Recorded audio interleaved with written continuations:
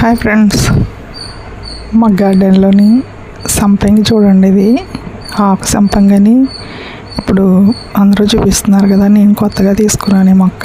చెట్టు అంతా పూలేనండి. ఎన్ని పూలు ఉన్నాయో. ఇంకా నేను చాలా కోసాను దేవుడికి. పండిన తర్వాత కోస్తున్నాను నేను.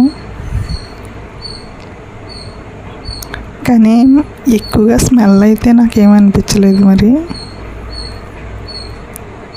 ఆ సంపంగిలు వచ్చినంత స్మెల్ లేదు.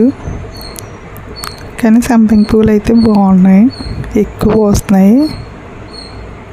చెట్టు కూడా చాలా కాస్ట్ అమ్ముతున్నారు. ఇవి ఎంత ఉంటుందో తెలిసిన వాళ్ళు గెస్ చేసి చెప్పండి.